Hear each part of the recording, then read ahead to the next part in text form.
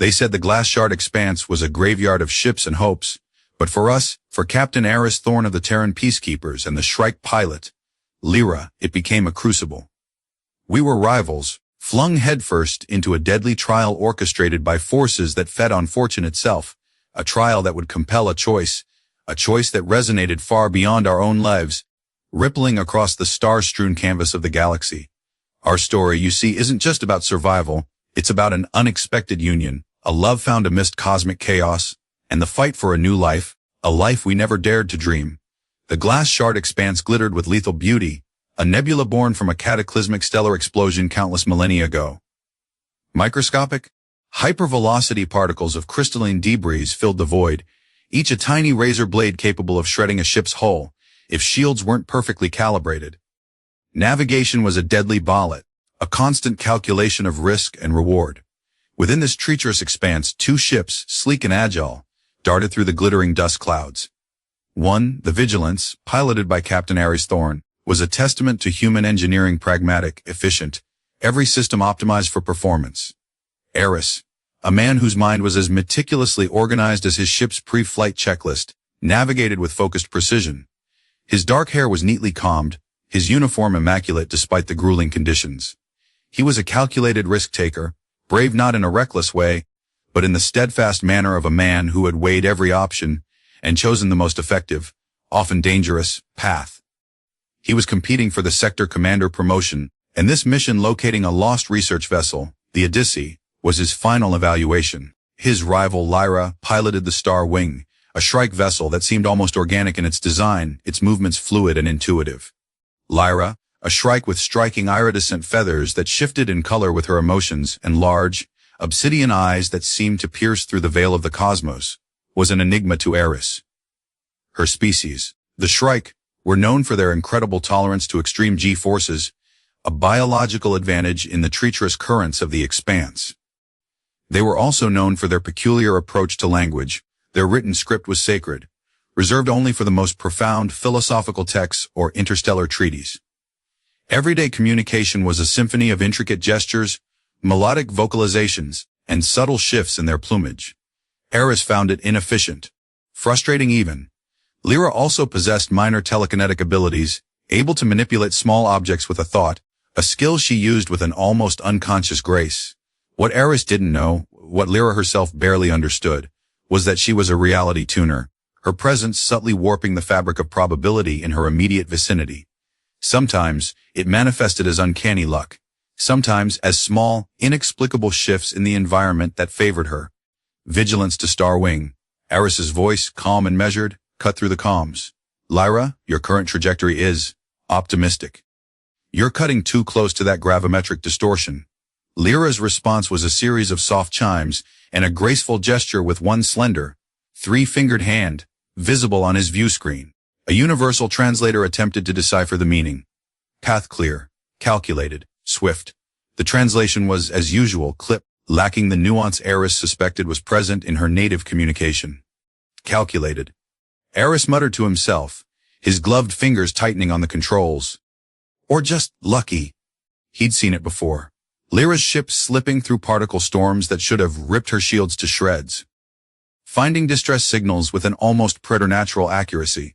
He'd dismissed it as recklessness masked by fortune, a trait that made her a dangerous competitor for the promotion he so desperately wanted, not for ambition's sake, but because he believed he could make a real difference in this chaotic galaxy. Their current objective was a distress beacon, faint and flickering, emanating from the heart of a particularly dense shard cluster. Protocol dictated a coordinated approach, but the promotion, the unspoken rivalry, hung heavy in the void between them. Aris plotted a meticulous course, angling his shields to deflect the worst of the particle impacts. Lyra, however, dove headfirst into the densest part of the cluster, her ship weaving through the deadly rain with breathtaking agility.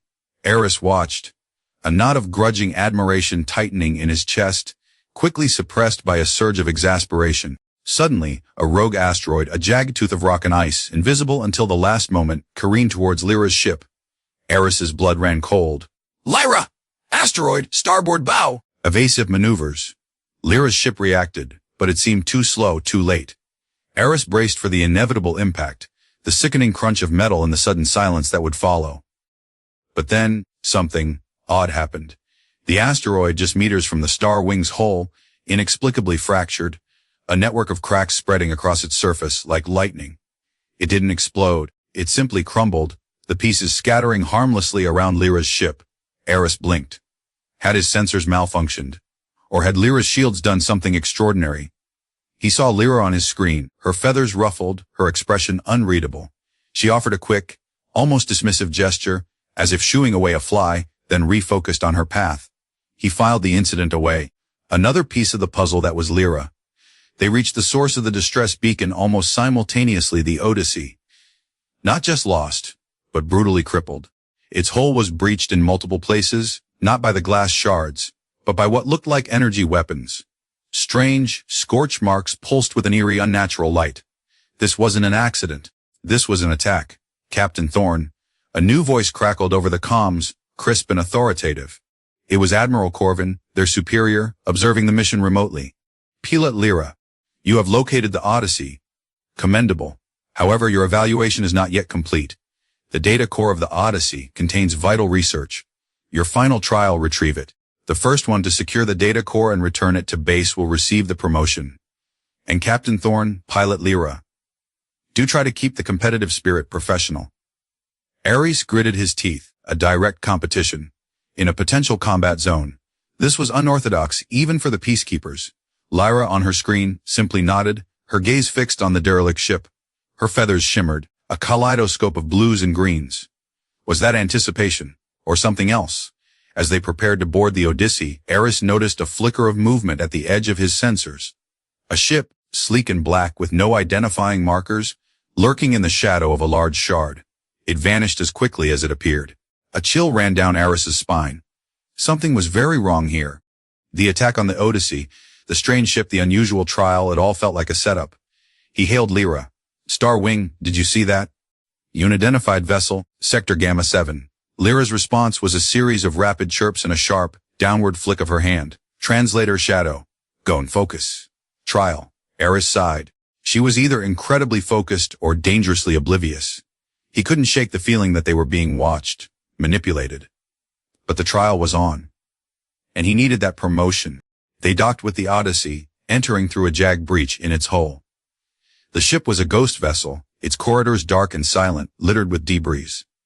Emergency lights cast long, dancing shadows. The air was thin, cold, and carried the faint metallic scent of blood. Aris, his sidearm drawn, moved with practiced efficiency, his senses on high alert. Lyra, unarmed but for her natural abilities, moved with a silent grace that was almost unnerving. She seemed to flow through the debris-strewn corridors, her head tilted, listening to sounds Aris couldn't hear. They found the bridge. It was a scene of devastation, the crew gone, or worse. The main console was smashed, but the data core housing was intact. It was a small, cylindrical device, glowing faintly. Aris reached for it, but Lyra was faster. Not physically faster, but it was as if the core itself wanted to be in her hand. She plucked it from its housing with a deft telekinetic flick, her fingers closing around it. Impressive, Lyra, Aris said, his voice tight. But this isn't over. Before either of them could make their next move, the Odyssey shuddered violently. Red alert klaxons blared to life, their mournful wail echoing through the dead ship. Warning. Unidentified intruders on board. Hull integrity failing. The ship's automated voice announced, its tone flat and emotionless. Suddenly, shadowy figures emerged from the darkness, clad in dark, cloaking armor. They moved with unnatural speed and silence, their faces hidden behind visors that seemed to absorb the light. They weren't peacekeepers. These were the crew of the dark ship Aris had glimpsed. The Luck Thieves. One of the figures, taller than the others, raised a strange weapon, a device that hummed with an unsettling energy. The Shryke, she has the artifact. Secure her. The captain is expendable. The voice was distorted, chilling. Aris reacted instantly. He shoved Lyra behind him, firing his sidearm at the attackers. His shots went wide, or perhaps the attackers were simply too fast, their movements erratic, almost lucky. One of them lunged at Lyra. She reacted with a sharp cry, a wave of telekinetic force pushing the attacker back, but more were advancing. We need to get out of here, Aris yelled, grabbing Lyra's arm. The trial is irrelevant now. These aren't just scavengers. Lyra looked at him, her obsidian eyes wide. For the first time, Aris saw something other than cool composure in them, fear. And then, a spark of something else. Determination. She nodded, a quick, sharp movement. She clutched the data core tightly. They fought their way back towards their ships, the Luck Thieves relentlessly pursuing them. The Odyssey was breaking apart around them, the microscopic shards from the expanse now streaming into the compromised hull, creating a glittering, deadly blizzard indoors. Aris shielded Lyra with his body as a section of the ceiling collapsed, his organized mind rapidly calculating escape routes, weighing probabilities. Lyra surprisingly kept pace, her movements swift and precise, occasionally using her telekinesis to dislodge debris or create small diversions. Once, a thief had a clear shot at Aris, but at the last second, a loose pipe overhead inexplicably snapped and fell, knocking the thief off balance. Lyra hadn't even looked in that direction. Coincidence? Or her reality tuning at play? They reached the airlock, their ships tantalizingly close. But the Luck Thieves were closing in. The tall leader raised their weapon again. "You cannot escape your fate, Shryke. Your gift will belong to the guild." A blast of dark energy shot towards Lyra. Aris, acting on pure instinct, pushed her out of the way, taking the brunt of the blast himself. The pain was searing, like liquid fire coursing through his veins. His vision blurred. He stumbled, his leg giving out. "Aris." Lyra's voice, no longer just chimes and gestures, but a cry of genuine distress. He looked up. Lyra was standing over him, defiance blazing in her eyes. She held the data core in one hand, and with the other, she made a series of complex gestures towards the Luck Thieves. Her feathers flared, a vibrant crimson. The air around her seemed to crackle with unseen energy, and then chaos. Not the chaos of destruction, but a strange, almost comical chaos. The thieves' weapons malfunctioned, sputtering and dying. Their footing became unsure, as if the floor beneath them had suddenly turned to ice. One of them tripped over his own feet. Another's helmet display went haywire, causing him to spin in confusion. It was as if a wave of concentrated misfortune had washed over them. Lyra grabbed Aris, her grip surprisingly strong. "Come, now." Her voice was urgent, tinged with an unfamiliar emotion. They scrambled into Aris's ship, the vigilance as Lyra's star wing was further away and likely targeted. Lyra, despite her unfamiliarity with human controls, managed to seal the airlock and detach from the dying Odyssey. Aris, fighting through the pain, crawled into the pilot's seat. "My ship," Lyra said, her voice laced with sorrow as she watched the star wing get swarmed by the thieves. "We'll worry about that later." Aris grunted, his hands flying over the controls. "We need to get out of the expanse. And away from those Luck Thieves." He punched in coordinates for a Rendezvous point, a hidden outpost he knew of. His leg throbbed, the pain making it difficult to concentrate. Lyra was beside him, her presence surprisingly calming. She gently touched his arm. A soft, warm energy flowed from her hand, easing the pain slightly. He looked at her, startled. Her eyes were filled with concern. "Thank you," he managed, his voice hoarse. Lyra simply nodded, her gaze returning to the view screen, where the Glass Shard Expanse swirled around them, a beautiful, deadly trap. The trial was over. Their rivalry, for now, was forgotten. They were fugitives hunted by a mysterious and powerful enemy. And Lyra was much more than just a Shryke pilot. She was a target. And Aris, despite everything, found himself wanting to protect her. His meticulously organized world had just been thrown into utter disarray.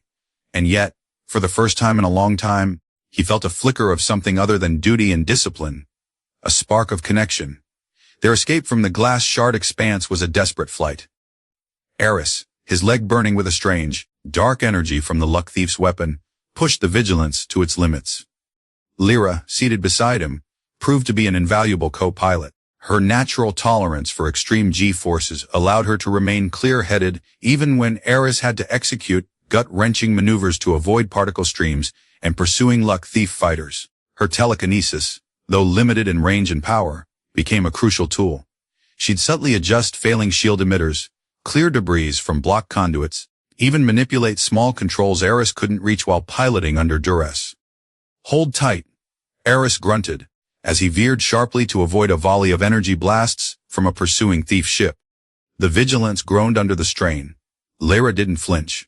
Her iridescent feathers, now a muted silver gray, reflecting her focused state, barely ruffled. She extended a hand towards a damaged console, her brow furrowed in concentration. Sparks flew then subsided. A warning light on Aris's display blinked off. Shield modulation stabilized. She reported, her voice a low, melodic hum. Aris shot her a grateful look. You're surprisingly good at this, Lyra. A faint blush of color, a soft rose, touched her cheek feathers. She offered a small, hesitant gesture, a hand circling outwards, then inwards towards her chest. The translator offered learning. Adapting. Necessary. Aris understood. Their forced proximity, the shared danger, was stripping away the layers of their initial animosity and cultural misunderstanding. He was beginning to see beyond the stoic Shryke pilot, the competitor. He saw courage, resilience, and a quiet strength that resonated deeply with his own. They finally managed to shake off their pursuers by diving into a dense, uncharted asteroid field, the vigilance battered but still functional. Aris set the ship on a low-power drift, cloaking their energy signature. He slumped back in his chair, exhaustion washing over him. The pain in his leg flared, more intense now. Lyra was immediately at his side. Your injury, it worsens. Her voice was laced with concern. She knelt beside him, her large eyes examining the wound. The dark energy seemed to be spreading, black veins creeping up his leg. It's manageable, Aris said, though his gritted teeth betrayed his pain. Lyra shook her head. She made a series of intricate gestures, her feathers shimmering with a soft, golden light. This not good. We need proper medical attention.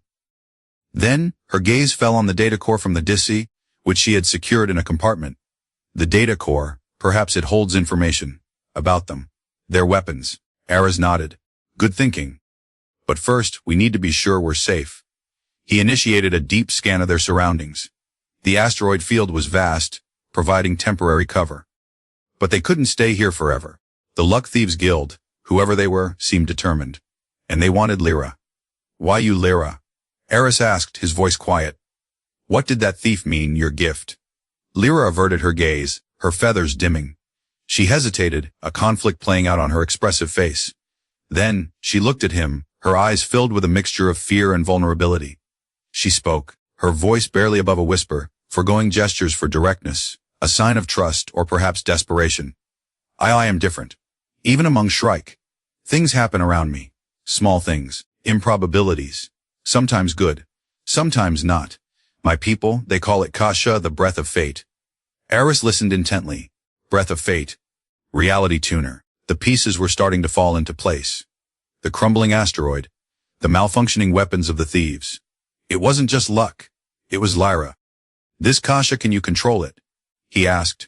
Lyra shook her head, a sorrowful expression on her face. No. It just is. Like breathing. I try to suppress it. It frightens me. My elders, they warned me. To be discreet. To not draw attention. Her voice trembled slightly. The Luck Thieves, they must have sensed it. They want to use it, weaponize it. Aris felt a surge of protectiveness towards her. She wasn't a weapon. She was a person, burdened with an extraordinary, and apparently dangerous, ability. His meticulously organized mind began to process this new information. Lyra's ability, if understood, if honed, could be a powerful asset. But it also made her an even bigger target.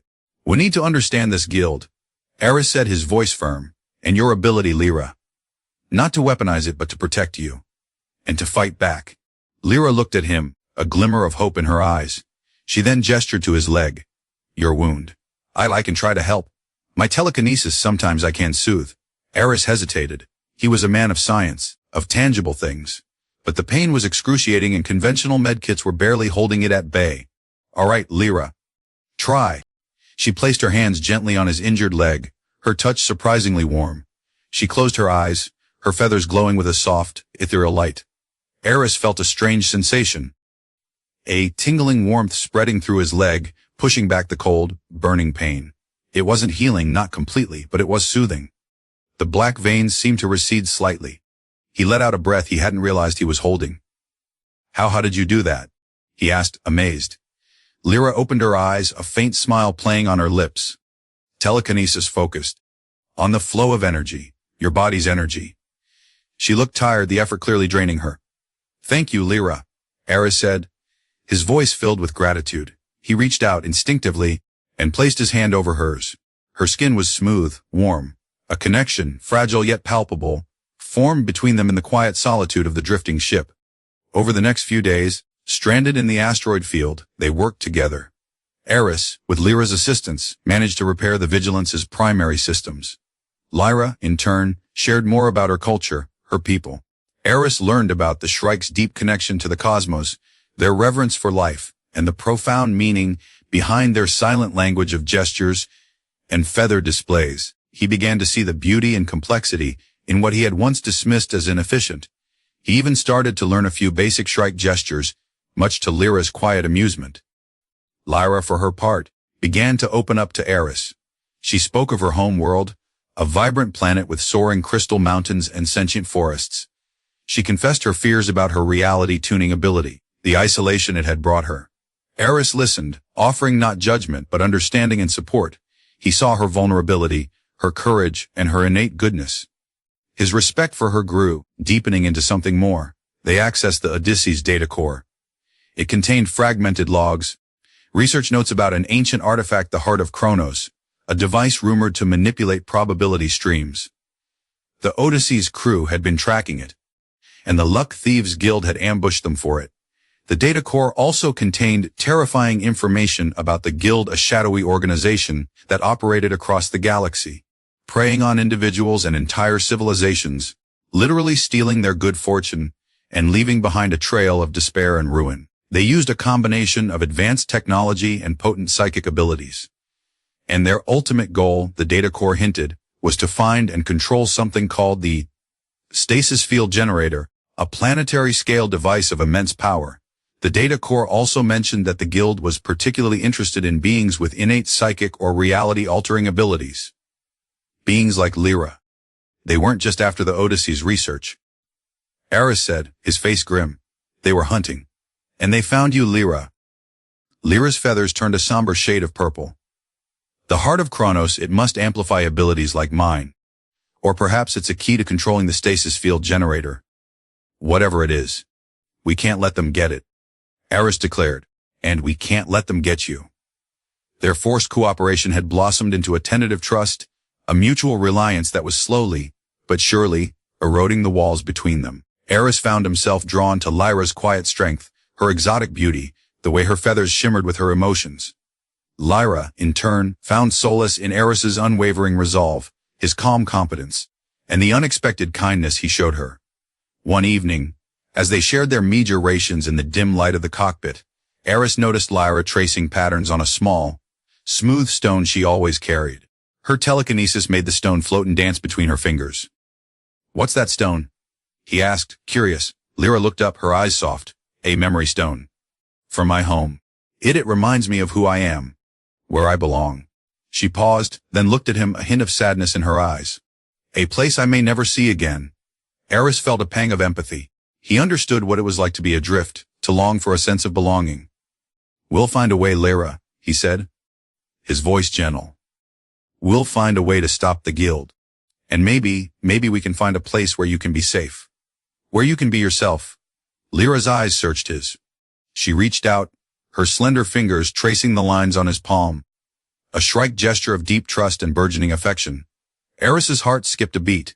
He met her gaze, and in that moment, amidst the desolation of the asteroid field, with danger lurking at every corner, something shifted. The rivalry was long dead. The tentative alliance had deepened into a bond that transcended species, culture, and the vast emptiness of space.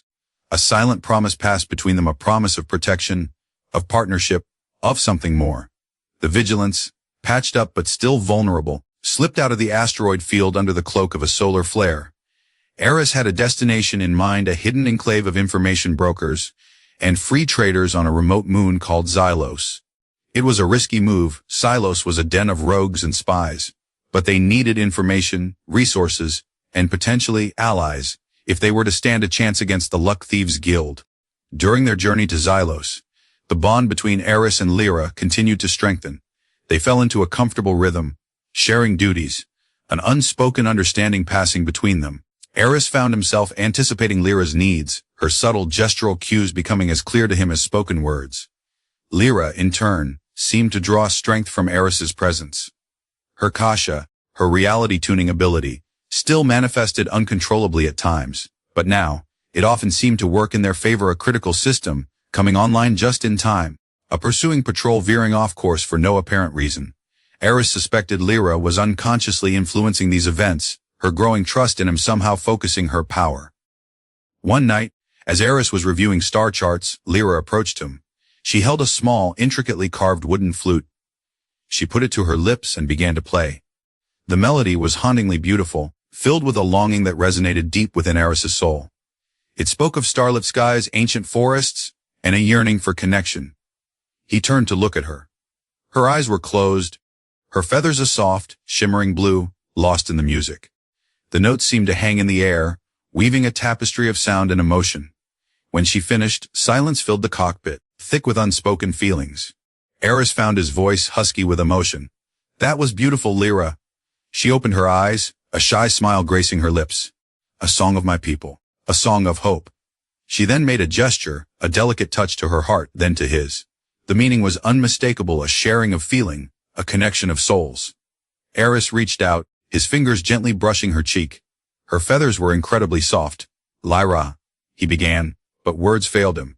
The meticulously organized Captain Thorne, the man of logic and control, was overwhelmed by a tide of emotion he couldn't quantify, couldn't categorize. He only knew that he wanted to protect this extraordinary woman, to stand by her side, no matter the cost. Lyra leaned into his touch, her eyes searching his. In that moment, the vastness of space between their two worlds, their different biologies, their disparate cultures, seemed to melt away. There was only them, two souls adrift in the cosmos, finding solace and strength in each other. Their arrival at Xylos was jarring. The moon was a chaotic hub of activity, its domed cities sprawling across a barren, cratered landscape. The spaceport was a cacophony of languages, species, and dubious deals being struck in shadowy corners. Aris, ever cautious, disguised the vigilance with falsified transponder codes. He and Lyra, cloaked and hooded, ventured into the neon-lit streets of Xylos's main city. Aris had a contact, an old informant named Kale, a grifter with a network that stretched across the underbelly of the galaxy. Finding Kale, however, proved to be more dangerous than Aris anticipated. The Luck Thieves Guild had eyes and ears everywhere. They were clearly stepping up their hunt for Lyra. Several times, Aris and Lyra had to duck into darkened alleyways, their hearts pounding, as guild operatives, their faces hidden behind those chilling, light-absorbing visors, patrolled the streets. During one such close call, they found themselves trapped in a narrow dead-end alley, with guild members closing in. Aris prepared for a fight, but Lyra placed a calming hand on his arm. She closed her eyes, her breath hitching. The alleyway, moments before filled with discarded crates and refuse, suddenly seemed to shift. A section of the wall, previously solid, shimmered and then appeared to recede, revealing a hidden passage. It was too perfect, too convenient. Lyra's Kasha? Manifesting in a more direct, almost conscious way. "This way," she whispered, her voice strained. The effort was clearly taking a toll on her. They slipped through the passage just as the guild members entered the alley. The passage led them into the labyrinthine undercity of Xylos. It was there, in a dimly lit cantina reeking of strange alien liquors and desperation, that they finally found Kale. Kale was a wary, four-armed Ardenian with eyes that seemed to see everything. He listened to Aris's story, his multiple hands steepling together, his expression unreadable. When Aris mentioned the Luck Thieves Guild, Kale's jovial demeanor vanished. "The Kismet Cartel?" Kale corrected, his voice a low hiss. "That's what they call themselves in the inner circles. The Kismet Cartel. You're playing with fire, Captain. They don't just steal trinkets, they steal destinies. They're led by a psychic of immense power, a being known only as the Weaver."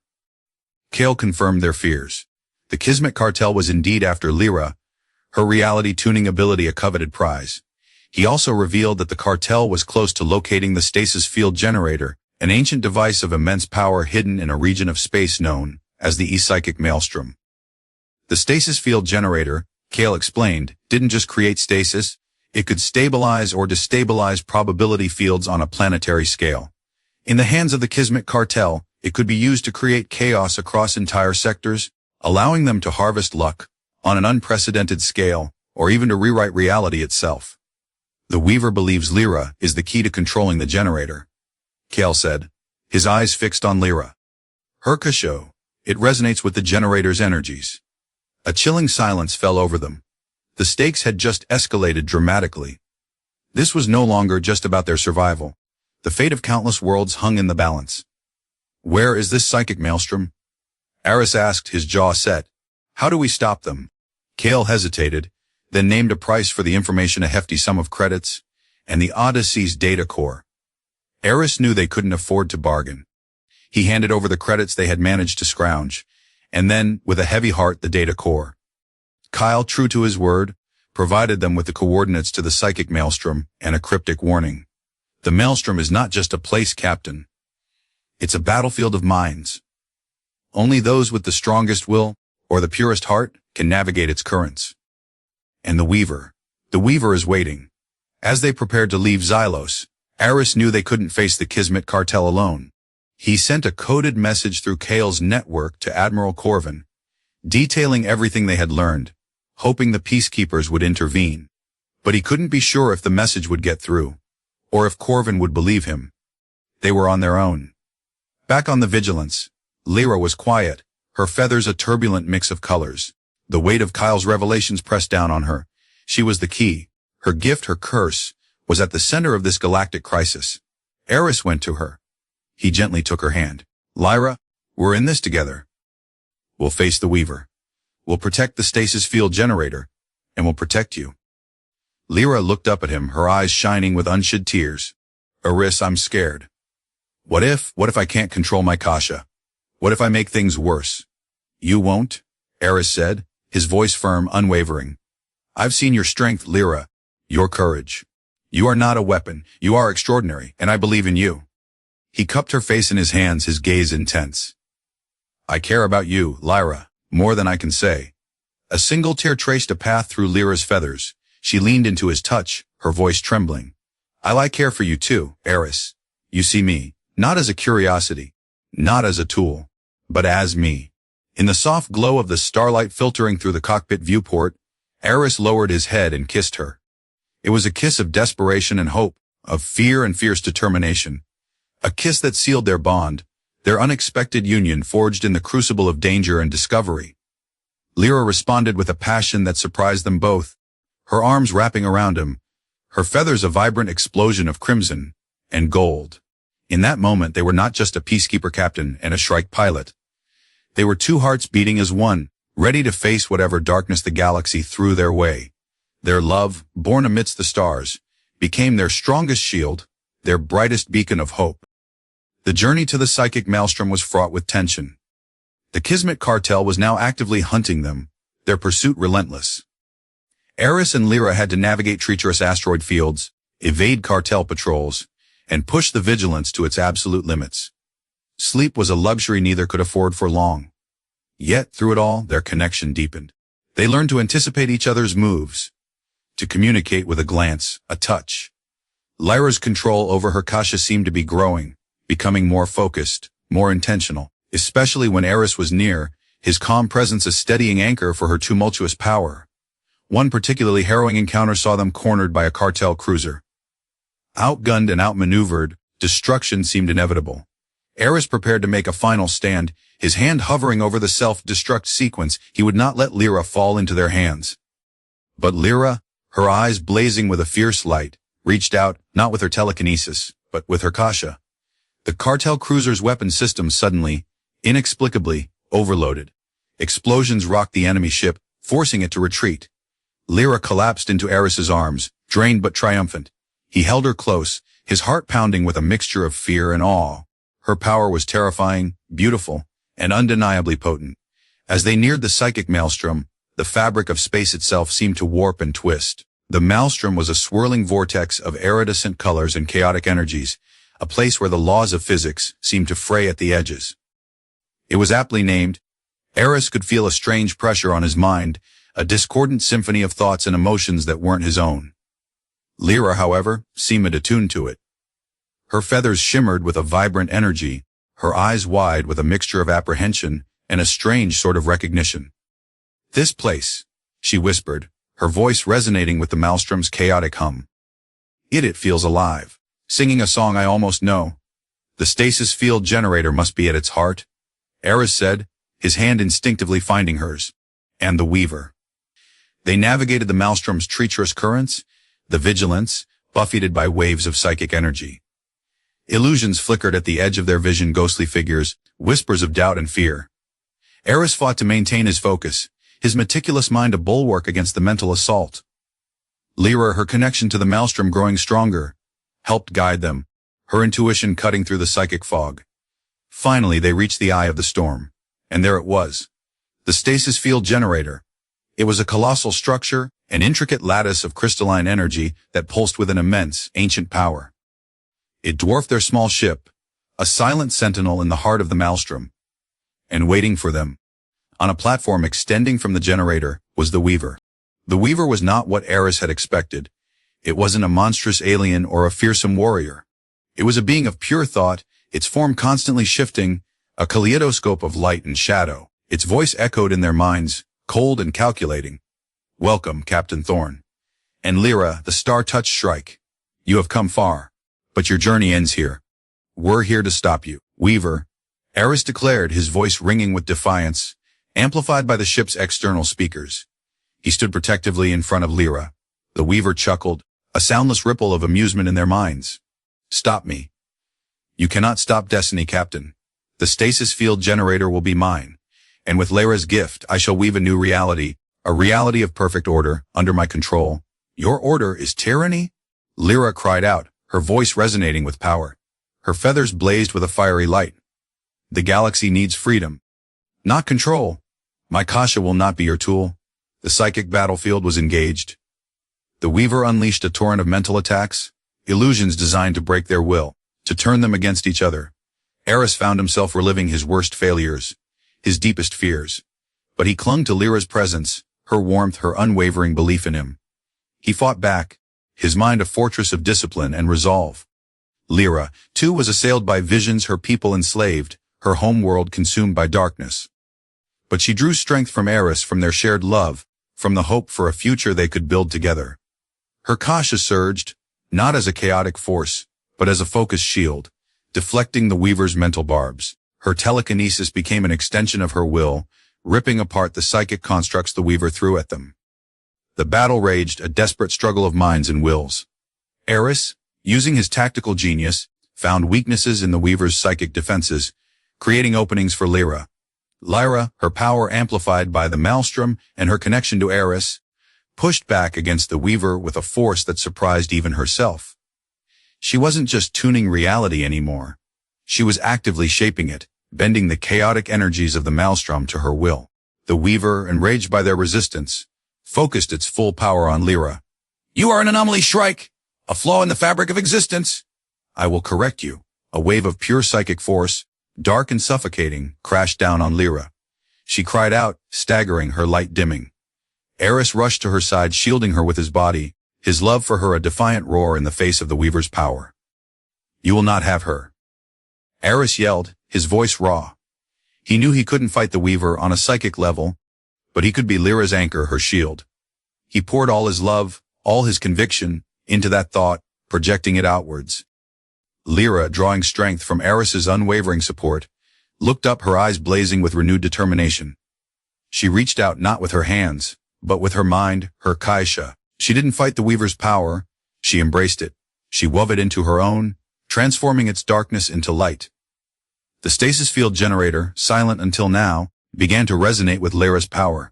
Its crystalline lattice pulsed with a brilliant, cleansing light.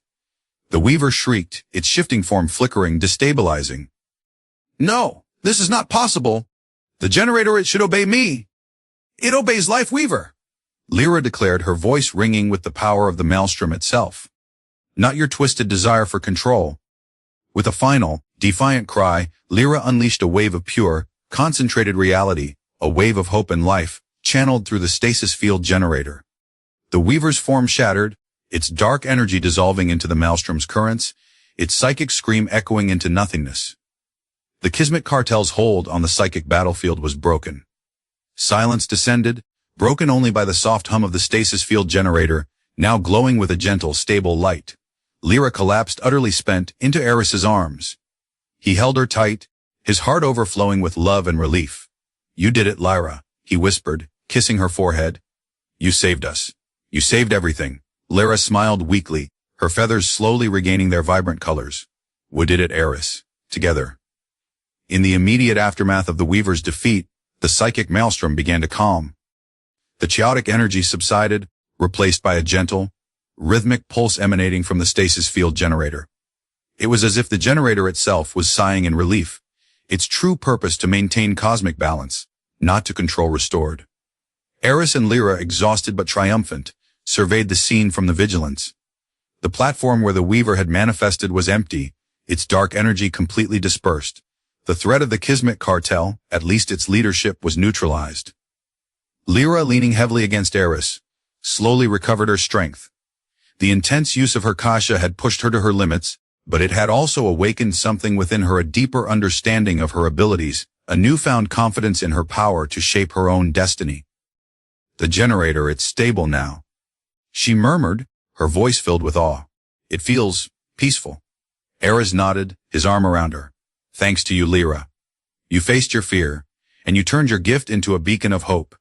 He looked at her, his eyes filled with love and admiration. You truly are star-touched. Just then, their sensors picked up incoming ships, not cartel vessels but Peacekeeper cruisers. Admiral Corvin's fleet. Aris's message had gotten through. Admiral Corvin himself hailed them, his image appearing on their main screen. His usually stern face was etched with concern and a hint of disbelief. Captain Thorne. Pilot Lyra. Report, what in the blazes happened here?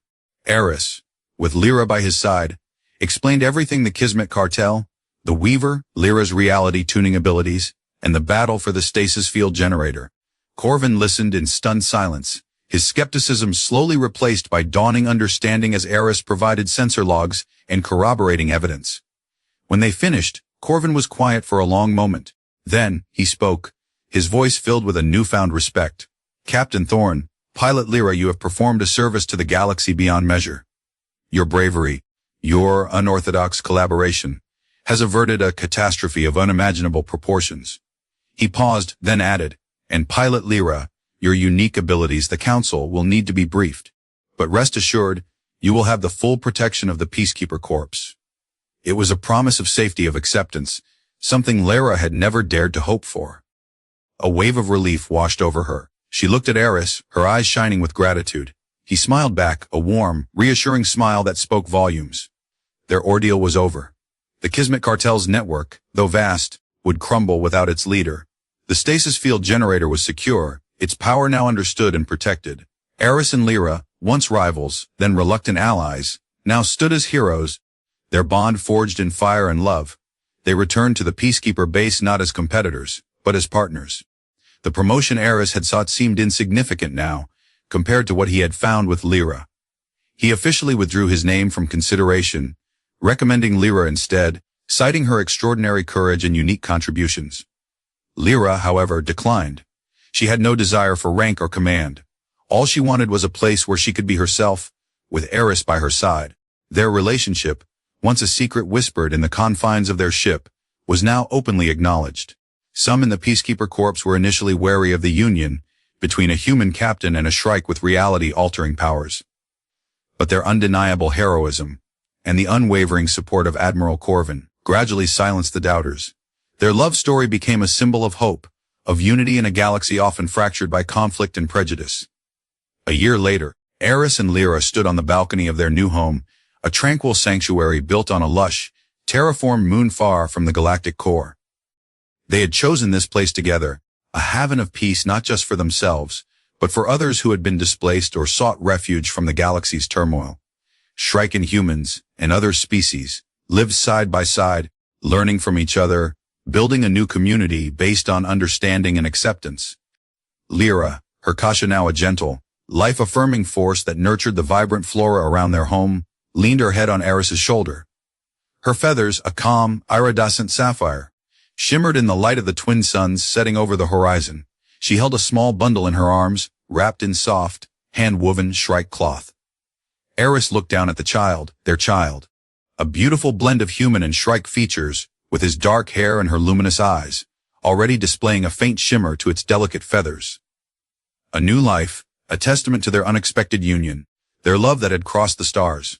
He has your eyes, Aris whispered, his voice thick with emotion, gently stroking the baby's cheek. Lyra smiled, a radiant, joyful smile that lit up her face. And your stubborn chin, my love. She looked up at Aris, her eyes filled with an endless ocean of love. We found our place, Aris. A place of peace. A place where our son can grow, safe and loved. Aris held them close, his heart full. The Glass Shard Expanse, the Luck Thieves, the psychic maelstrom, it all seemed like a distant dream now. What remained was this, the warmth of Lyra in his arms, the soft cooing of their child, the promise of a future filled with love and hope. Yes, Lyra, he said, his gaze sweeping over the peaceful landscape, the diverse community they had helped build. We fought for it, and we found it, our new life together, across the stars and beyond.